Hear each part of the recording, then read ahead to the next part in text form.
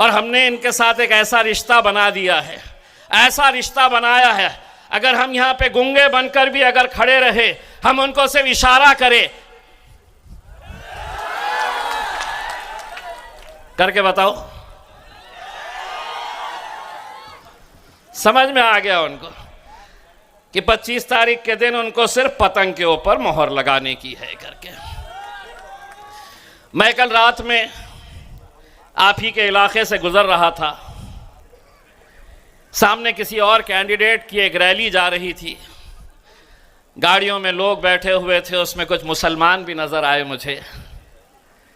उन्हें देखकर मुझे ऐसा लगा कि उन्हें गाड़ी से खींचकर उनसे एक सवाल करूं कि कब तक ऐरे गैरों की दलाली करते रहोगे, कब तक ऐरे गैरों के तलवे चाटते रहोगे। इतने सालों तक, 75 सालों तक हमने क्या किया? महफिलें उनकी सस्ती थी, हमारा काम क्या था? तो हम सामने आकर बैठते थे, सारी नेता मंडली स्टेज के ऊपर बैठे रहती थी। हमने क्या काम किया? 75 साल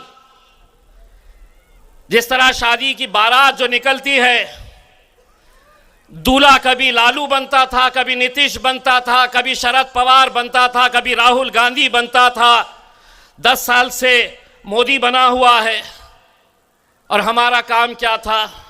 हम बारातियों की तरह इनके घोड़ी के सामने नाचना।